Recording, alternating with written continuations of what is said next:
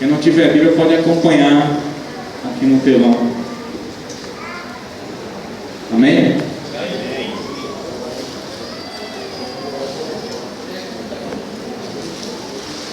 Porque o amor de Cristo nos constrange, julgando nós assim, que se um morreu por todos, logo todos morreram.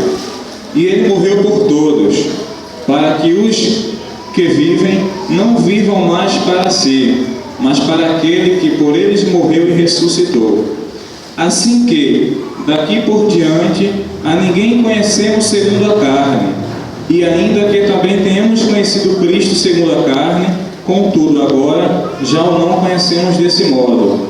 Assim que, se alguém está em Cristo, nova criatura é. As coisas velhas passaram, eis que tudo se fez novo, e tudo isso provém de Deus, que nos reconciliou consigo mesmo por Jesus Cristo e nos deu o ministério da reconciliação. Isto é, Deus estava em Cristo reconciliando consigo o mundo, não lhes imputando os seus pecados, e pôs em nós a palavra da reconciliação, de sorte que somos embaixadores da parte de Cristo, como se Deus por nós rogasse. Rogamos-vos, pois, da parte de Cristo, que vos reconcilieis com Deus. Aquele que não conheceu o pecado, o fez pecado por nós, para que nele fôssemos feitos justiça de Deus. Amém? Quantos aqui são embaixadores de Cristo? Amém. Maravilhoso Deus e eterno Pai, quero, meu Pai, te agradecer por essa oportunidade de estar aqui na tua presença e trazer, meu Pai, a palavra nesse momento. Olha, Senhor Deus, que diminua eu, que o Senhor cresça mais e mais, e que a palavra que venha dita aqui, Senhor Deus, que seja aquela palavra que a gente precisa ouvir, não que a gente quer escutar, Senhor Deus. Continua abençoando em nome de Jesus. Amém. Amém. Para quem não me conhece, meu nome é Fernando. Eu fui nascido e criado no bairro de Muribeca. Vim de uma família católica. Minha família toda católica, só 2 ou 3 eram evangélicos, que eu também não tinha contato. Então eu cresci, fiz meu catecismo na igreja católica, fui batizado na igreja católica quando era pequeno, e fui trabalhado conforme o que a igreja católica determinava que fizesse, que é novena, que é esses rituais que eles fazem. E a partir dos meus 10 anos de idade, eu tive um grande problema emocional na minha família, foi a perda de meu pai. Eu com 10 anos, meu pai faleceu e minha mãe, ela teve que dar conta de 3 filhos. Eu sou gêmeo e tenho um mais novo que eu. Então é complicado para uma mãe, hoje em dia, ter pulso e ter garra para criar 3 filhos no mundo que a gente vê hoje. É muito complicado a mãe ter garra, ter fé, que o filho não vá sair daquele caminho que ela deseja que o filho trace, aquele caminho, aquele sonho que ela quer ser que o filho seja. E eu, com meus 10 anos de idade, a partir da morte do meu pai, eu já fiquei um pouco cabisbaixo com a vida, já perguntava, indagando a Deus: meu Deus, por que o Senhor fez isso comigo? Por que o Senhor tirou aquela pessoa que eu amava? E a partir daí eu fui crescendo. Eu, quando era mais novo, sempre fui uma pessoa muito influenciada por outros. Eu ia muito na cabeça dos outros, a Maria vai com as outras. Então, se o outro falasse: Fernando, vamos por aqui que aqui vai dar certo, eu ia por ali. Se eu andasse num grupo que falasse determinado jeito, eu também ia falar determinado jeito. E aquilo foi me influenciando de modo que a cada passo que eu dava, eu me afastava dos caminhos de Deus. Eu, com os 12 anos de idade, comecei a beber e fumar cigarro. Então ficou uma coisa incontrolável. Eu falava para meus amigos e para minha família: meu fim de semana começa na quinta-feira, vai até quarta. É beber nesse dia todo. Eu sempre, desde pequeno, sempre trabalhei, vendia picolé, vendia água mineral, só para sustentar aquele vício que tapava a minha falta. Eu sentia uma falta e eu me escondia atrás da bebida e do cigarro, porque aquilo ali me confortava, aquilo ali tirava a falta que eu tinha do meu pai. Eu, quando conheci minha esposa, eu ainda chorava muito. Eu já vi o que, uns 8, 9 anos que eu tinha perdido meu pai, e ainda ficava questionando Deus: meu Deus, por que o Senhor fez isso comigo? Eu não tinha superado aquela perda enorme. E Satanás, quando eu era pequeno, ele trabalha de uma forma tão terrível na minha família, que que meu irmão com 5 anos de idade, quando meu pai morreu, ele ia para o colégio, na hora do lanche, era 8h30, e ele só voltava para a sala de 11h30. Os professores não entendiam aquilo. Eles falavam, meu Deus, por que Alexandre vai para o banheiro e só volta de 11h30? E depois ele se abriu com minha mãe. Ele falou, mãe, quando eu vou para o banheiro, aparece um anjo pequeno e um anjo grande. O anjo grande é meu pai e o pequeno é um anjinho, o anjo da guarda, que eles falam. E ele falava a voz do meu pai. E ele tinha a performance do meu pai. E naquele tempo eu acreditava nisso. Eu já estava dizendo que eu era médium. Eu ficava dizendo, não, eu sou médium, eu consigo sentir espírito. Eu consigo sentir essas coisas. Já que meu irmão consegue ver, eu também consigo ver. Então eu comecei a falar isso para mim. Eu sou médium. Eu recebo, eu vejo alguma coisa, vejo o espírito. E Satanás começou a trabalhar minha família até hoje. Eu debato com eles até hoje, acreditam que era meu pai. Só que a partir do tempo que a gente começa a ler a palavra de Deus, que a gente começa a ver a verdade, eu sei que não era meu pai. Eu sei que era uma armadilha do inimigo para que a gente se afastasse mais. O inimigo, ele não sabe do futuro, mas ele tenta impedir o que pode acontecer no futuro. Ele quer te tirar da presença de Deus a qualquer custo. Ele faz de tudo para nos tirar da presença de Deus. E foi isso a minha infância. Eu cresci assim, cresci no meio de amigos pornográficos, bebarrões, prostitutos. Minha infância foi assim. Eu, a partir dos 13 anos de idade, com 14 anos de idade, eu comecei a frequentar a igreja da Assembleia de Deus de Muribeca por causa dos meus amigos. Como eu já falei, eu era muito levado por amigos. Mas graças a Deus, Deus colocou esses amigos na minha vida. E eu comecei a confrontar a palavra, o que eu escutava naquela igreja com o que eu aprendi desde pequeno. Eu comecei a ver, meu Deus, é esse o caminho correto. Porque se eu leio na Bíblia isso, e se lá pratica aquilo, alguma coisa está errada, e Deus não está errado. Então eu comecei a ver as coisas de outro modo. Eu falei, meu Deus, eu acho que eu vou aceitar Jesus, para ver se esse Jesus faz alguma coisa na minha vida, se ele supre um pouco da falta que eu tinha. Então, em um determinado culto, eu senti a vontade de aceitar, levantei a mão e aceitei a Jesus. Passei 3 meses na presença de Deus. Eu tinha 14 anos, ainda era muito novo. Quando a pessoa se converte, que não tem comprometimento com a palavra, em ler a Bíblia, quando não tem comprometimento com sua igreja, com qualquer órgão, não dura. Você aceita hoje, mas daqui a pouco você está no mundo. Foi assim comigo. Eu não lia a palavra, eu só ia para a igreja. Eu até falei uma vez aqui que minha Bíblia era de bolso, a pequenininha, porque eu ia para a igreja e ia com ela. Quando eu vi um amigo, botava no bolso e ó, beleza, ficava com vergonha do Evangelho. Eu fui assim, e há muitos assim. Há muitos hoje que têm vergonha ainda de dizer que é crente, tem medo de ser criticado, chama a gente de louco, de doido. E foi assim que eu me comportava naquela época. Então, eu passando por problemas, eu não participava de nenhum órgão, eu não tinha ajuda, não tinha conhecimento de nenhum pastor, de nenhum diácono, de nenhum líder, até porque eu tentei entrar no conjunto de jovens e eu fui negado. Não, você tem que primeiro fazer o discipulado para depois de não sei quanto tempo a gente observando você pode entrar. Então eu me senti excluído daquela igreja. Falei, meu Deus, como é que eu faço parte de uma igreja e não posso participar com os jovens? Meus amigos estão lá, eu não podia participar. Isso aqui não é para mim. E o que culminou minha saída daquela igreja foi de um fato de teve um campeonato no meu colégio.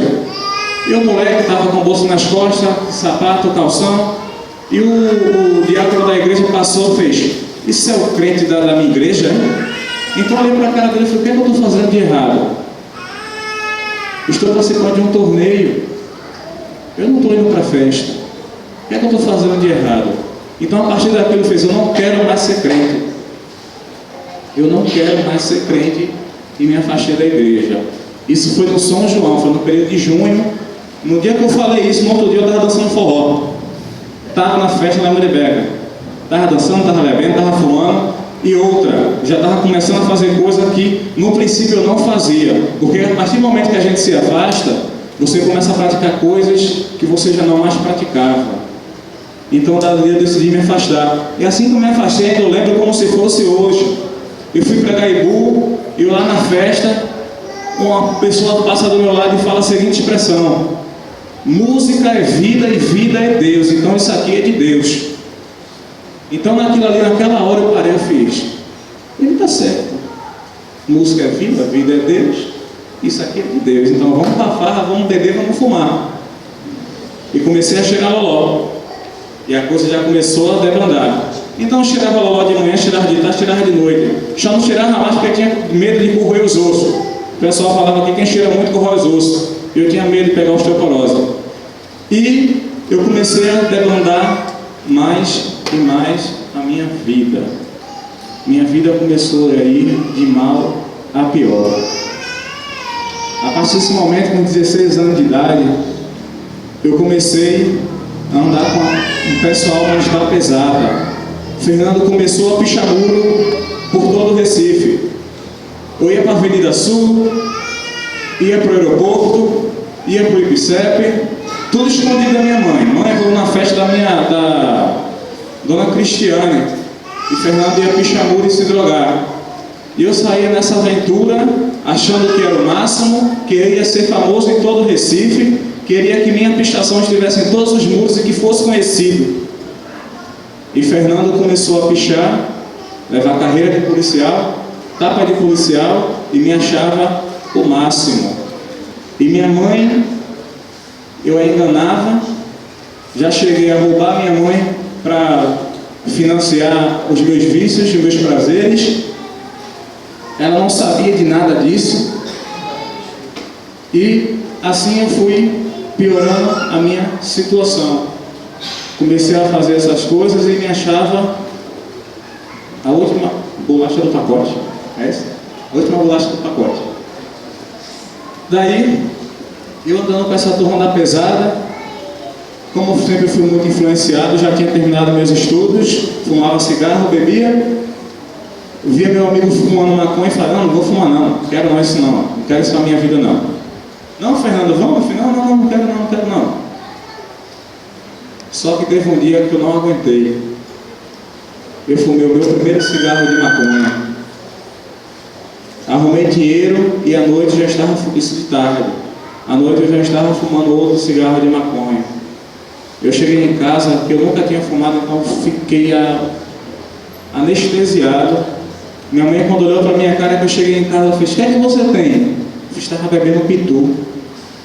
Estou com fome e estou com sono. Ela: meu filho, vá-se embora então, vá dormir. Não faça mais isso não, sua mãe não gosta disso não. Tá bom, mãe. Fui dormir, no outro dia eu já saí, vou lá para o Campão. O Campão era um campo lá em Muribeca, escondido, já perto daquela pedreira, lá longe, perto da Vitarela, que ia andando por dentro do mato e chegava no Campão. Aquilo ali à noite parecia mais que era uma coisa parecia que era tempo de Natal. Era tanta gente fumando maconha que parecia pisca-pisca. Era muita gente fumando maconha.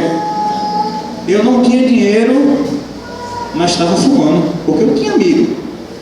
Quando você está no mundo, quando é para fazer o errado, está assim, ó. E muito, tem muito te convidando, muito. Mas para chamar para a igreja, infelizmente às vezes não tem nenhum. Às vezes não tem aquela pessoa que chega para você: meu amigo, vamos lá. Às vezes a igreja, de um modo geral, ela dorme em relação a essas pessoas. Tem gente que olhava para a minha vida e falava: esse cara não tem jeito, esse cara vai morrer, esse cara não vai dar em nada. É o filho do professor, era conhecido como filho do professor. Meu pai era professor em Muribeca.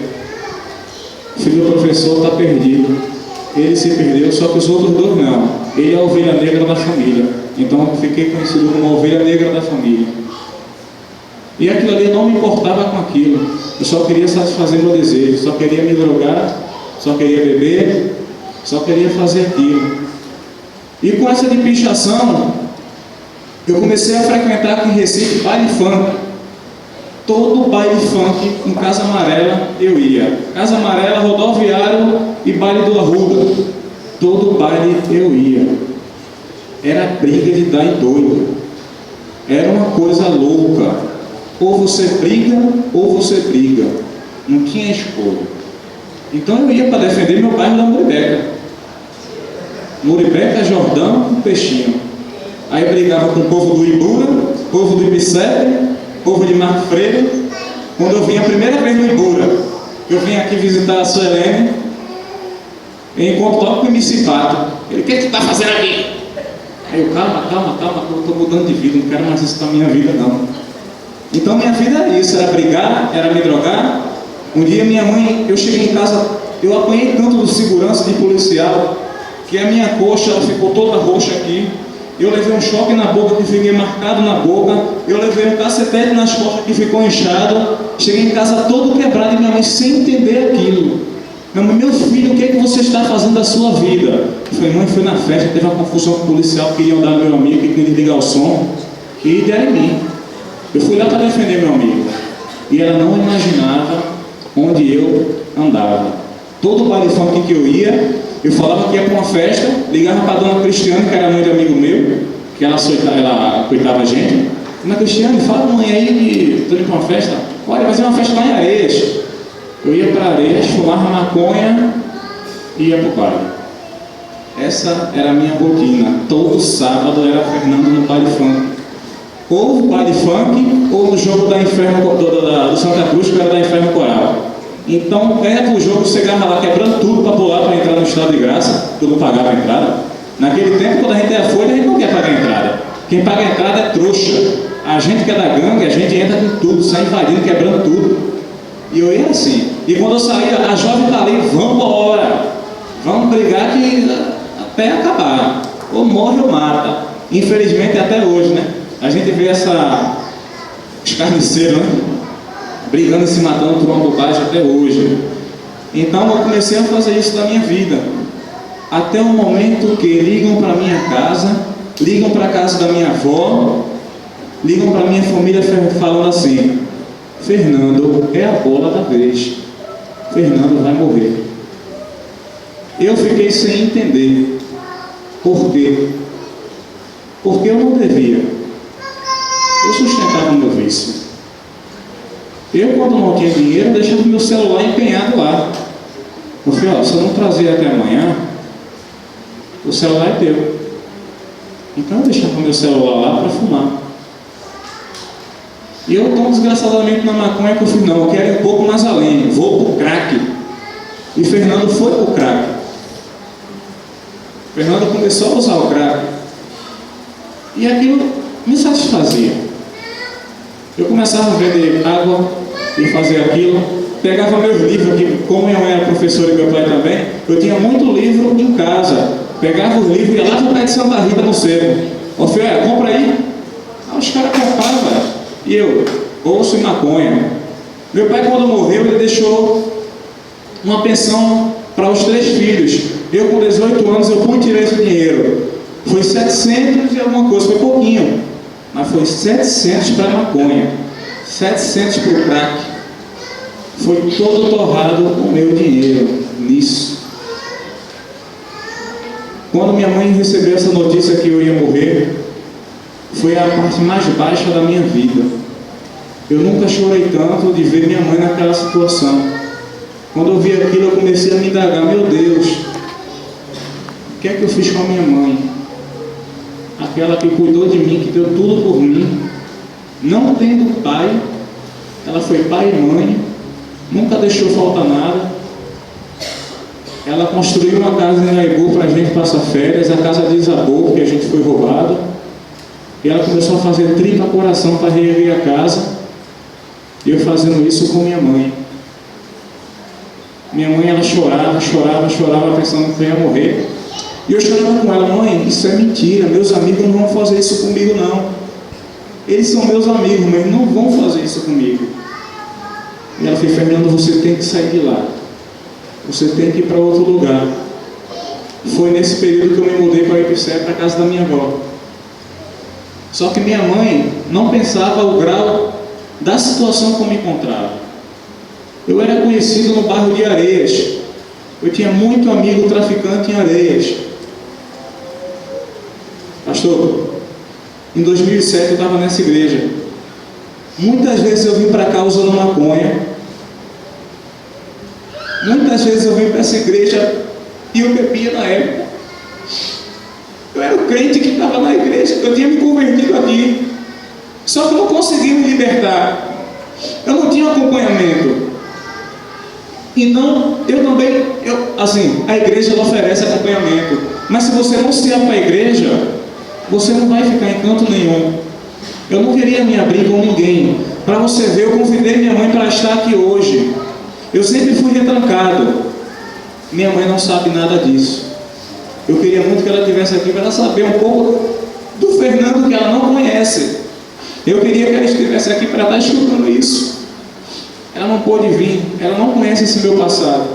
Nunca compartilhei isso com minha mãe, porque eu acho que isso aí vai arrasar com o coração dela. Mas eu queria que ela estivesse aqui para ver o Fernando que é hoje. Eu queria que ela viesse aqui para ver que eu estou transformado. Que eu não estou na situação que eu estava, pelo que eu passei.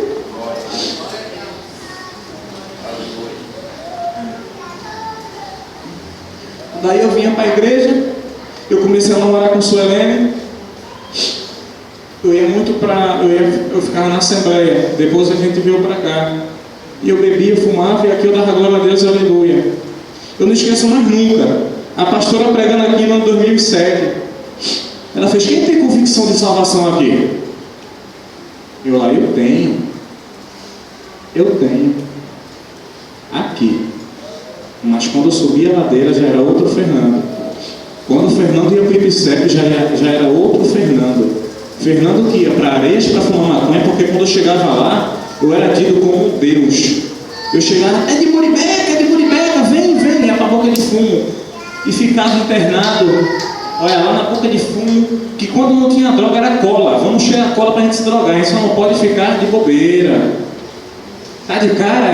Na época eu falava: tá de cara, é? Vamos se drogar, vamos satisfazer. Então eu comecei a cheirar cola. E a coisa só ia piorando. Lá em Areias, uma vez eu não esqueço mais nunca. O pessoal soube de São Martim que eu estava lá. Entrou tudo no carro, 4 portas, e foi tudo bater lá. Estava eu e estava o MC Paia, que agora parece que morreu. E a gente lá conversando, os caras já chegou atirando na gente, eu corri que nem doido. Eu entrei dentro de uma casa da mulher, que é a mulher, ela só faltou me matar. Quando eu entrei, que ela foi entrar, eu tranquei ela. Fica do lado de fora que eu vou entrar. Ela ficou lá: meu filho, abra. Eu entrei dentro da casa dela, fui lá para debaixo da cama dela e fiquei: meu Deus do céu, me tira daqui. Meu Deus, me tira daqui. E o pessoal procurando a gente, depois eu saí correndo que nem um doido que percebe. Meu Deus do céu, onde Fernando estava? Daí eu fiz: meu Deus, eu não quero mais isso para a minha vida não. Só que eu não conseguia me libertar. Eu tinha muito amigo que me levava para o mau caminho. E como eu falei, eu era muito na cabeça dos outros. Eu ia com eles, eu estava lá com eles. Eu não queria me afastar daquilo. Já teve um dia que eu neguei a Jesus numa cara dura. Meu colega fez: Fernando, tu é crente, é? Eu nem sabia que ele sabia. Tu é crente, é? Eu fiz: sou. Aí, kkkk, riu da minha cara. Eu fiz: Ducho, eu não sou mais não. Eu prefiro ficar com você do que ficar com Jesus. Eu fiz isso. Quando a gente está mergulhado no pecado, no laço do pecado, a gente perde, quando perde todo o temor, quando você perde todo o temor de Deus, você não tem medo de fazer nada. Eu começava a fazer as coisas pensando: Deus não está nem aí para mim, e que se exploda. Eu falava isso. Eu queria viver a vida do jeito que eu queria viver. Só que a palavra de Deus fala que há caminho para o homem, há caminho na vida que para o homem parece ser certo, mas no final é caminho de morte. E se eu não tivesse comprometimento na época de ter me entregado verdadeiramente a Jesus, eu não estaria aqui hoje. Um dia eu falei aqui no culto de 30 amigos meus, dos traficantes, 27 morreram ou estão presos. Só 3 estão na Muribeca ainda. E que já passou de morrer, porque já levaram tiro, já fizeram de tudo. ainda não morreram.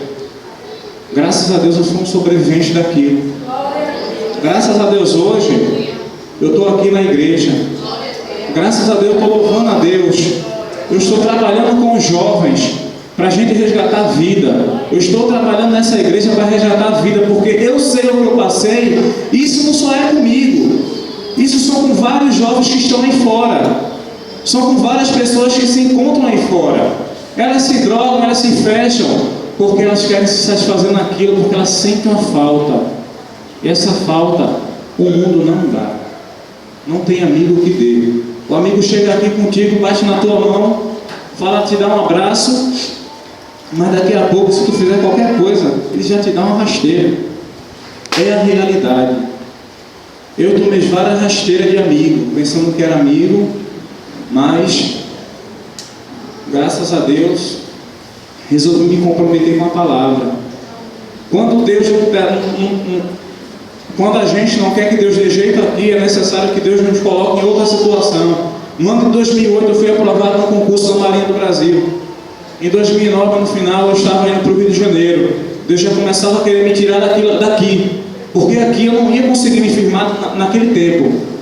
Naquele tempo eu não ia conseguir me firmar e fui para o Rio de Janeiro.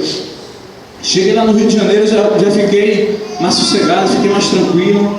Eu morava com um amigo que ele era evangélico. Então ele começava a me apoiar e me chamar: Fernando, vamos para a igreja. Fernando, vamos isso, vamos aquilo. Só que muitas vezes eu não tinha vontade de ir para a igreja. Eu ficava só em casa. Ele: Fernando, vai para a igreja, Fernando. Pega meu carro está aí, vai para a igreja. Ele insistia em mim. Ele me amava. Ele não era um amigo que eu tinha quando eu estava na boca de fundo. Ele era um amigo que me amava. Ele insistia em mim. Então eu comecei a ir com ele na igreja. Comecei a ir com ele na igreja. Comecei a parar de fingir que era crente. E comecei a tomar prumo na minha vida. Só que a partir do momento que a gente começa a pensar que é forte, que nada mais acontece com a gente aqui está fraco. Então eu comecei a pensar que era o super, que o diabo não mais me derrubava, que o diabo não fazia mais nada comigo. E o tempo foi passando, me casei, levei minha esposa e comecei a viver com ela lá no Rio. E lá eu comecei a fazer parte de uma igreja, a Igreja Batista Monte Sinai, que era uma igreja que me acolheu de uma forma surpreendente. Eu nunca fui envolvido com um amor tão grande como eu fui naquela igreja. Se hoje eu consigo sentir amor pela vida, pelas almas que estão perdidas, eu aprendi lá. Lá era uma coisa que, meu Deus do céu, todo mundo queria se importar com sua vida, somente a gente que era do Nordeste, porque não só tinha gente, tinha mais gente. Então o pessoal se importava muito com a gente. Olha, como é que é? Como é que tá? Tinha uma mulher que ela me adotou, ela falava: Fernando, você é meu filho aqui no Rio. Você é meu filho. Eu comecei a trabalhar. Eu falei: não, agora eu vou trabalhar na igreja. Qualquer ação social que tinha na igreja, o Fernando estava lá trabalhando. Qualquer coisa que tinha na igreja, eu estava lá trabalhando, juntamente com minha esposa, e me achava o bambambam. Já me achava que Satanás não queria mais nada comigo. Já achava que estava liberto. Já achava que não sofria mais impacto nenhum do demônio. Aí vem o baque. Eu comecei a mentir para minha esposa, dizendo que estava de serviço, e comecei para a festa. Festa não em casa de show.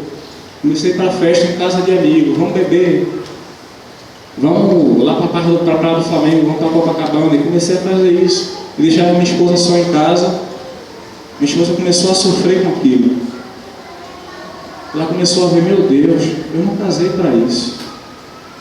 Não foi para isso que eu casei. Meu sonho de casamento não é esse. Não é essa a realidade. E eu comecei a escantear minha esposa. Eu chegava em casa, ia dormir, ia para a igreja, dava glória a Deus, dava aleluia, me achando super crente e não queria mais saber de nada. O testemunho que eu passava no meu trabalho lá no quartel já não era mais de cristão. Era um testemunho de pecador. Porque a partir do momento que a gente está num ambiente que começa a falar pornografia, que começa a falar mentira, e o crente começa a falar também pornografia, começa também a falar mentira, é necessário a gente rever nossos conceitos. É necessário a gente buscar a Deus, porque não está certo. E eu comecei com aquilo. Minha esposa, ela quis se separar de mim. Ela falou, não dá, não quero mais. E eu vi que foi sério o que ela queria, que ela não queria mais estar comigo. Foi o meu segundo baque na vida. A primeira foi o terceiro. A primeira foi a perda do meu pai. O segundo baque foi eu ver minha mãe naquela situação por causa de mim. E o meu terceiro baque foi ver minha esposa sofrendo daquele jeito que ela não merecia. Ela fazia de tudo em casa, não deixava nada faltar. E eu fazia isso com minha esposa. Eu não queria mais. A partir do momento que ela fez, não te quero mais. Eu saí correndo de casa 10 horas da noite e fui para a escola naval. Porque lá a gente, o militar, se não quiser ir para casa, você pode ir para o quartel de recolhe. Podia ir para o quartel. Então fui para o quartel. E minha esposa, naquela noite, ela reunida com os nossos amigos cristãos, ela falou uma coisa que geralmente é muito difícil você ver uma mulher falar. Ela falou o seguinte: eu abro mão da minha felicidade pela alma do meu marido. Ela decidiu abrir mão de voltar para Recife, de ser feliz aqui com sua família, para ficar comigo, que não queria mais saber dela, que não queria ir para casa, que não dava assistência a ela, que não conversava com ela. E eu quis fazer isso, mas ela teve amor por mim. Talvez se ela não tivesse feito isso, também não estaria aqui hoje. Só Deus sabe, ela grávida passando por isso, ela com 3 meses, e eu fazendo isso com ela. Até hoje eu não consigo muito me perdoar por isso, pelo esse erro que eu fiz com ela. Mas ela falou, pela alma dele, eu vou com ele. Eu não quero ver Fernando de volta no que ele era antes. Ela sabia do que eu passava, mas ela não queria mais viver nessa situação. A mulher sábia, ela edifica a casa. A mulher sábia, ela não vê o problema, ela quer ver, ela se entrega perante a Deus. Ela começa a orar, ela começa a buscar a Deus e fala: Deus, eu não quero isso para o meu marido, eu não quero isso. E eu comecei a participar não, eu senti a necessidade de conversar com o meu pastor Luiz, está acontecendo isso. E o pastor Luiz falou: Fernando, eu já sabia, eu só estava esperando você falar comigo. Eu só queria ver se você ia chegar para mim e conversar comigo. Eu fiz: pastor, o que é que eu faço? Ele fez: eu tocava no Ministério que eu vou lá no Rio. Ele falou: Fernando, você vai passar pela disciplina, você vai começar a sofrer um acompanhamento, é necessário você passar por isso. E eu me importava com o tempo que eu ia passar. Ele falou: Fernando, não se preocupa com o tempo, se preocupa com a tua vida espiritual. Você só vai sair daqui quando você estiver preparado. É necessário a gente estar preparado. É necessário a gente estar lendo Bíblia. A palavra de Deus em Mateus, ela faz os 2 alicerces. Uma casa fundamentada em cima da areia, vem a onda, ela cai, mas sobre a rocha não. A casa fundamentada sobre a rocha, ela aguenta vento, ela aguenta mar, ela aguenta tudo. Eu fiz: tá bom, pastor, faça isso por mim. Só que minha esposa me perdoou, eu me senti arrependido, mas comecei a sentir que não era aquilo que eu queria. Eu queria ficar ainda com meus amigos. Minha sogra aqui, um pedreiro, eu trabalhava aqui na casa, numa reforma. O pedreiro nunca me conheceu quando eu cheguei aqui, mas ele não me conhecia. Eu não sabia quem era eu não sabia quem era ele, não sabia nem sequer meu nome. E ele vendo a minha sogra orando, ele chegou com a minha sogra e fez: minha sogra, Cianide, é difícil, né? A gente está orando pela nossa filha que está lá longe. É difícil. É difícil, ela está lá sofrendo e a senhora está aqui vendo. A senhora só está orando. Então, ele falou o seguinte: fala para o teu genro, fala para Fernando, ele não me conhecia. E se ele não quiser dar meia volta, Deus vai levar. Se ele não parar com o que ele está fazendo, Deus vai levar, porque não se brinca com Deus. Eu estava brincando com Deus. Quando perde o temor, você não liga mais para nada. Eu estava brincando com Deus. E Deus falou aquilo para mim. Eu falei, meu Deus, como é que a pessoa não me conhece? Fala isso de mim. Só Deus. Só Deus. A palavra de Deus fala em Hebreus 12:6.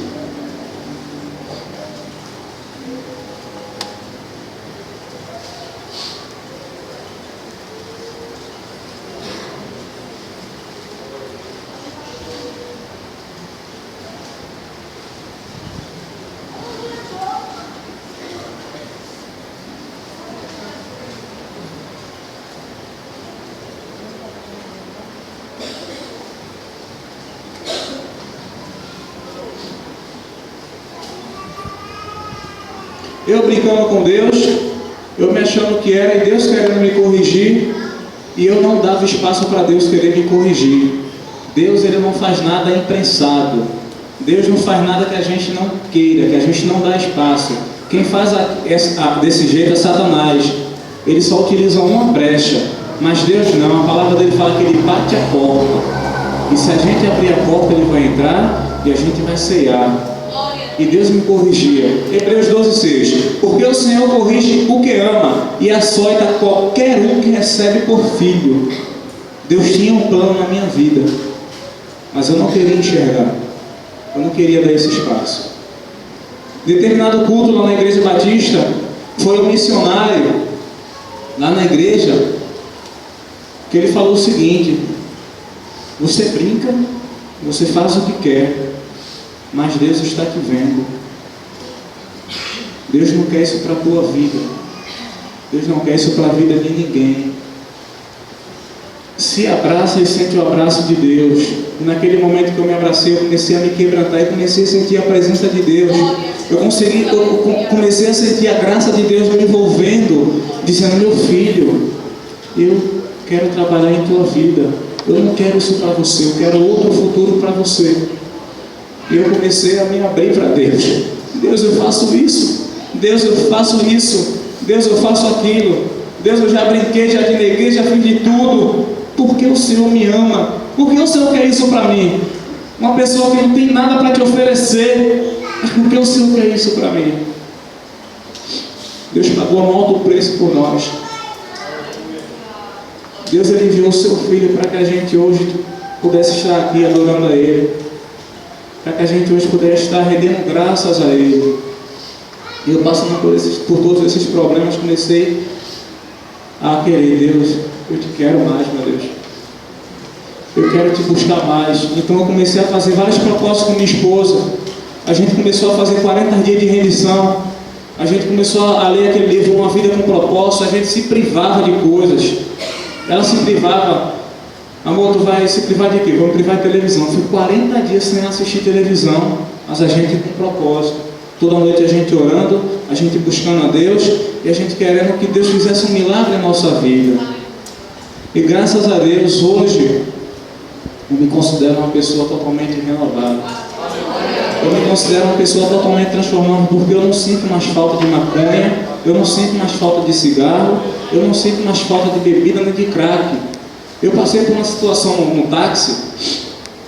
Eu, em 2009, na Marinha, eu tinha um bocado de amigo maconheiro, e ele me ligou: Fernando, tu é taxista agora? Eu falei: sou, Ricardo. Ele: cara, tem como tu me levar lá em Bonito, no interior? Eu fiz: tenho. Ele vai ir alguns primos meus. Eu: tá certo, Ricardo, vamos. Aí fui. Quando eu chego na estrada de Bonito, uma estrada escura, eles acenderam cigarros de maconha dentro do carro. Aquilo para mim, meu Deus do céu, eu era viciado em maconha, e agora o carro dentro do ar-condicionado e a fumaça rolando, e a maconha comendo lá no centro, e eu dirigindo, meu Deus do céu. Mas graças a Deus não senti vontade nenhuma. Graças a Deus eu tive nojo daquilo. Eu falei: Satanás, tu não vai mais conseguir me tentar com isso não. Não vai. Deus é maior. Deus é maior. Ele tirou aquilo dentro de mim. Ele me tratou. Eu me coloquei à disposição de Deus. Nós temos que nos colocar na posição de Deus, na posição que Deus quer que a gente fique. Deus quer tratar a gente, mas para Ele tratar, a gente tem que ceder. A gente tem que descer do nosso salto. A gente não tem que achar que a gente é maior. A gente tem que dizer que Deus é maior. Fala, meu Deus, eis-me aqui, meu Deus. Faça como o Senhor quer fazer. Eu consegui me libertar daquilo. Comecei a trabalhar para Deus. Saí da marinha, voltei para cá. Graças a Deus. Até hoje não fumo, não bebo.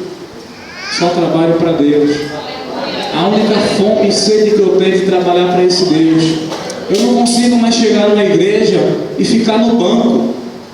Porque a igreja, nós não podemos estar sentados no banco.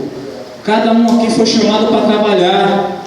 Cada um aqui foi chamado para ir trabalhar na seara. A gente está aqui dentro para a gente aprender de Deus.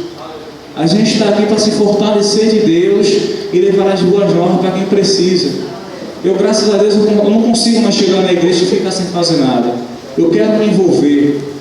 Porque eu sei, quando eu estava lá, aquela igreja se envolveu para tratar de mim.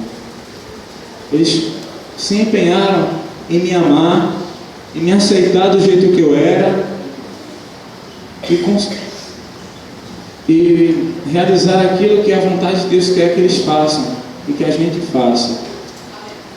Graças a Deus hoje estou casado, com minha família, estou com minha esposa, estou com minha filha, minha família, meus parentes. Graças a Deus eu não sinto mais falta de nada. A única vontade que eu tenho é de agradar a Deus, é de fazer a obra.